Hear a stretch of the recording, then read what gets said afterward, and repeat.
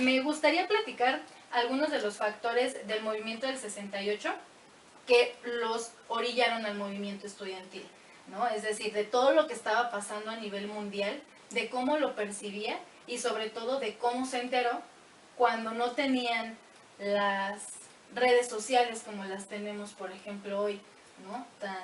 Tan a la mano. ¿Cómo era que usted se enteró de todo lo que pasaba y qué tanto sabía de los movimientos que habían a nivel mundial? Bueno, hubo un movimiento en el 67 que no me enteré yo de ese movimiento, pero ya viene desde atrás los movimientos en el Politécnico. Pero lo del 68 fue que hubo un problema de la preparatoria 8 Terena con la vocacional 5. Entonces la vocacional 5 pues se indignó por que los granaderos golpearon a tanto alumnos como profesores y muchachos, pues. Y se organizaron los de Boca 5 y fueron a las diferentes escuelas del Poli a exponer lo que había pasado. Entonces llegaron a un acuerdo los comités de lucha en que se iba a la huelga. Y entonces ahí fueron a la universidad también a exponer lo que estaba sucediendo y todo eso. Entonces fue cuando ya la universidad también se unió al movimiento. Así pasó también en Chapingo y en las escuelas normales rurales, preparatorias de paga. Sí, el ITAM, Ajá. ¿no? La UVM, Ajá. La Ibero, la Ibero. el Colegio de México también. Un total de 70 escuelas. Ajá. En huelga. Así es. Cada una de estas escuelas, me comentaba, tenía 4 representantes. Sí, eran 2 por turno. Bueno, algunas que era turno matutino y vespertino eran 2 por... Un aproximado de 250 personas. Más o menos. En el Consejo Nacional de Huelga. Consejo Nacional de Huelga. ¿Qué era lo que usted sabía de lo que estaba pasando, por ejemplo, en Francia, en Londres, con movimientos también de Pues jóvenes? ligeramente, yo me enteré muy poco de eso. El que se enteraba más era mi papá. Y más o menos nos comentaba. Pero así que yo directamente no. Sino hasta que los muchachos, mis compañeros de la escuela, los del comité, digo los de, sí, comité de lucha, me enseñaron cuando salió el pliego petitorio, porque yo entré más o menos en la primera semana de agosto al movimiento. Entonces, me mostraron el pliego petitorio, y entonces, pues me pareció bien, y yo dije, no, pues, sí es cierto, tanto en mi casa como en la escuela, pues, no podemos opinar, no podemos nada, no tenemos libertad de nada, y tienes que llegar aquí a tales horas, y aquí no es hotel, y tú no opines de eso, y así usted no es, puede nada más ver con los esto. ojos, nos decían, saluda y vas para adentro. O sea, no opinábamos, no nada, ni qué nos gustaba, ni qué no nos gustaba. Su papá era también, bueno, era ingeniero químico. Sí. Y pertenecía a la coalición de maestro, sí. Él ya tenía como 40 y tantos años de dar cátedra ahí en el Poli, en la vocacional 3 y en ciencias biológicas. Y pues también se metió a la coalición de maestros y asistió, más bien habló en la manifestación, en el meeting del 20 de agosto del 68 en Ciudad Universitaria. Él fue orador ahí. Sí. Y sí, justamente a principios de agosto fue cuando se da a conocer el pliego petitorio. Ajá. Que consistía en 6 puntos. En 6 puntos, sí. Los ganaderos, el artículo 145 y 145 bis, que es de no tomar las calles y todo eso. Indemnización a las víctimas, ajá. Y a los bueno, no, a los, ¿cómo se llama? A los militares, era el, ¿cómo se llama? Corona del Rosal. ¿Quién más era? pues ya no me acuerdo bien de los Deslindar, nombres. bueno, quitarlos de, Deslindar, ajá, de sus quitarlos, responsabilidades, ajá, ¿no? así es. Ujú. Sí. Y la libertad de los presos políticos. Y libertad de expresión. Libertad de expresión. Ajá. Esto con la condición de que se hiciera en un diálogo público. Claro, ¿no? sí. Todo era público. Ujú.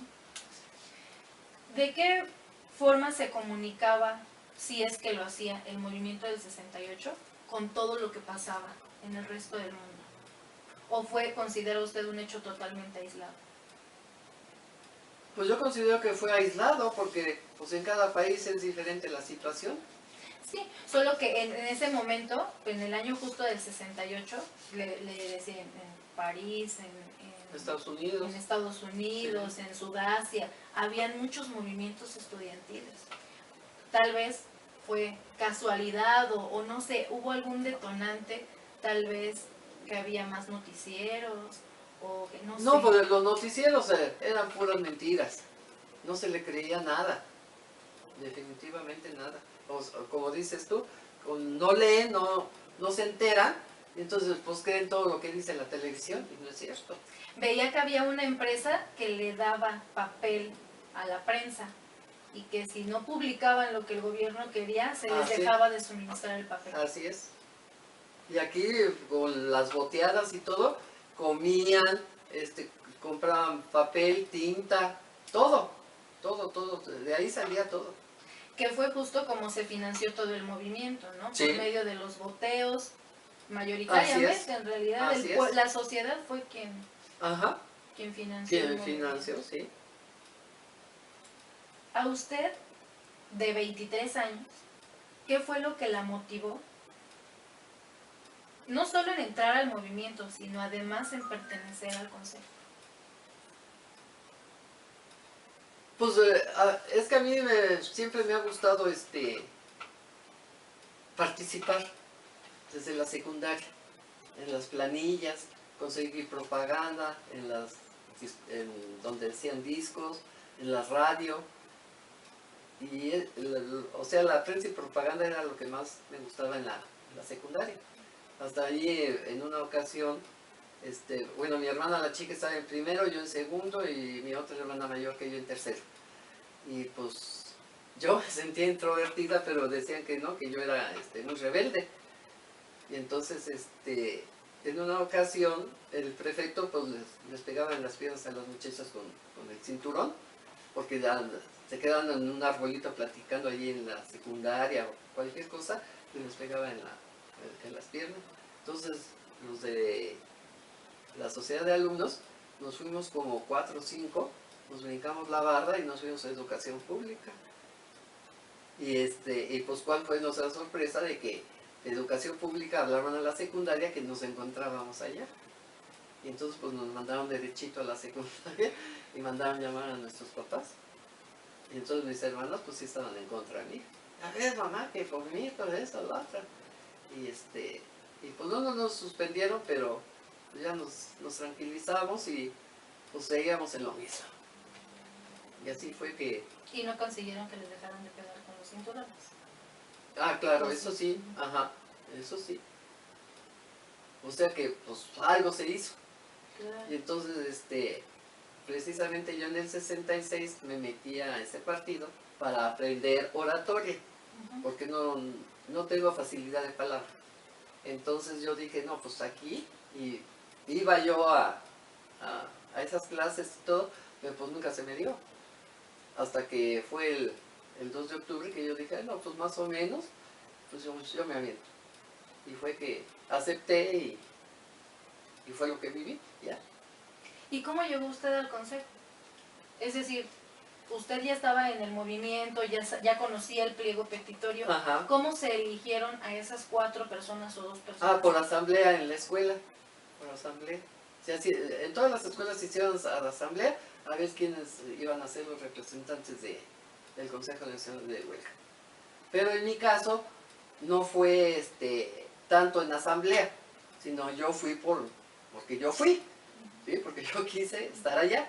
Entonces me presenté ante el Consejo Nacional de Huelga y fui a 2, 3 asambleas y me sacó, bueno, me dijo Raúl Álvarez Garín que si salíamos a platicar. Sí, salimos y todo eso. Y entonces, pues ahí me dijo que si estaba dispuesta yo a trabajar con ellos, pero a trabajar. A trabajar. Ajá. Entonces les dije, sí, ¿cómo no? Y entonces fue que me aceptaron ahí en el Consejo Nacional de Huelga. En total, ¿perdón? No fue por asamblea, sino Sino porque... porque yo quise estar allá, ¿sí? Y en total decíamos fueron 10 mujeres Sí, como 10 mujeres. de entre 250 Sí. personas que ¿Cuál estuvieron en fue el consejo. justo el papel de esas 10 mujeres? Dentro del consejo. Me platicaba hace rato que al principio le dijeron cafetería Ajá. y que dijo Que no, no. para nada. ¿Cómo fue que las mujeres decidieron tomar papeles importantes en el movimiento? ¿Y cómo fue que lograron Porque que ahí lo teníamos la permitieran? libertad de escoger. Ahí teníamos la libertad porque si yo no me hubiera ido así al Consejo Nacional de Huelga, ¿cómo de otra forma podría ser? ¿No? Si querían que a fuerzas me quedara ahí en la cafetería. Y ni iban a decir, no, me voy a mi casita y ya, no. Entonces vamos a ver que... Y los compañeros no tenían problema con eso, o sea, ellos No, estaban en no. el mismo... Ajá, sí. Sí, estuvieron de acuerdo y todo. Pero después sí, en una de las manifestaciones, que parece que fue la de silencio. Parece que fue esa. Cuando salieron los tanques, ahí al Zócalo y eso. Entonces nosotros estuvimos, que decían que no corriéramos y corrimos para salir para la Alameda. Entonces ahí un compañero me gritó y Nieto, súbete a la camioneta, de esas destapadas del Distrito Federal. Y sí, corrí y ya estaba lleno de chavos y me llevaron a la escuela, aquí al caso de Santo Tomás. Pero los compañeros que estaban en la escuela me ven bajar de esa camioneta y la manejaba un porro. Bueno, un feneto, que todavía no se llamaban porros, sino fenetos. Federación de Estudiantes Politécnicos. Pero es lo mismo, ¿sí? La fene que los porros. Y entonces pensaban que los estaba traicionando. Pero ya que se fue ese cuate, bueno, al menos me salvó de allá del Zócalo. Y les hice ver a los compañeros y pues ya me quedaron conformes y todo eso. Pero después ya poco a poquito me fui alejando de los de mi escuela y me junté más con los de economía. Porque los veía más, como que los veía más grandes, los veía, movidos. Y entonces me uní con ellos, porque pues estábamos cerca de las escuelas. Y pues sí, siempre jalé con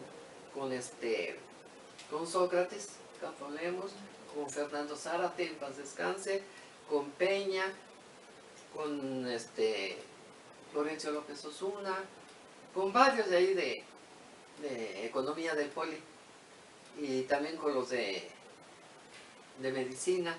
O sea, estaban muy cerquita ahí las escuelas. Que de economía fue de donde salió. No salió el Pliego El Petitor. Pliego Petitor. Ajá, así es.